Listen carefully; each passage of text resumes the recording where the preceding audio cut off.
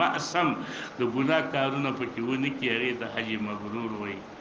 وبه حدثنا باب ما ذکر ان ابواب الجنه تحت ظلال السيوف. ابواب جنت لاندې د سورو د تورو د دي، نو ستا توره پکې هم ده، ته چې خپله توره اوچته کې سوری په تا راځي که نه، نو ته توره د دشمن پسې واخلي، په دشمن چې جګې نو تحت ظلال السيوف تا ته جنت دی د دې خپلې تورې نه. خو د ټولو نه ښه ترجمې دا ده چې ظلال السيوف نه سيوف العدو مراد دی، د دشمن د تورو د لاندې تا ته جنت ملاویږي. معنی د دشمن توره په تا باندې لګېده نو په تا یې سوری راغی تا وایي، نو د دې د لاندې تا ته جنت ملاویږي تحت ظلال السيوف. دا اصل کې کنایه ده دا نږدېوالی د دشمن نه په جنگ کې، چې دا دشمن تا ته دومره را نږدې شي چې دا توره په تا باندې جګه کړي، نو دا سوری په تا راشي، دونه ته خلط شي د چا سره؟ د دشمن ته، دونه ورته قریب شي، دونه په تا کې هغه استشهادي فکر پیدا شي، ورمنډه کې په بیاس د امریکایانو باندې ورننوځي چې د هغې هغه تورې په تا باندې څه وشي؟ سوری وشي.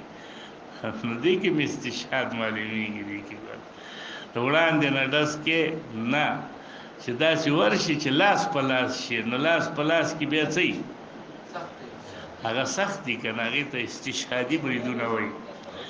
قال هلکه نن در پکې دغه نشته دی، حزب الله صاحب هغه نشته که نه، هغې باندې دا جهاد ته کې ښه نه لګېږي. عن ابي بكر ابن ابي موسى الاشعري قال سمعت ابي بحضرة العدو يقول.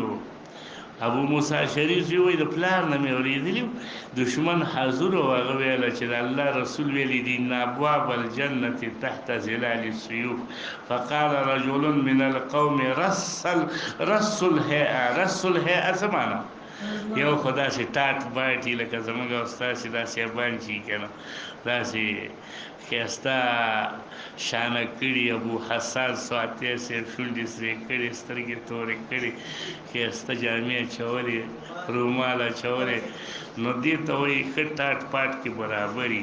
یو رس الهیئه، رس الهیئه لکه دا زموږ په شانته خلک چې هیئت یې ګډوډي، ټوپۍ صحیح نه وي، رومال یې صحیح نه وي، جامې صحیح نه وي، نو یو سړي رس الهیئت ورته وویله چې انت سمعت هذا من رسول الله صلی الله علیه وسلم یذکر.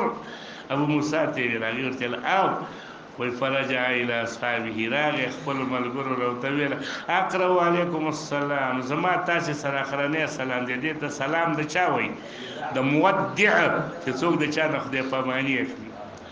وکسره جفن سیفه، او ماته که هغه د تیکې د توري غمد د توري، فضرب به حتی قتل، دغه استشهادي هم نه و، ورمنډه یې کړلې بس شهید شو. قال ابو عيسى حديث حسن صحيح غريب لا نعرف الا من حديث جعفر بن سليمان ابو عم حبيب. باب ما جاء اي الناس افضل.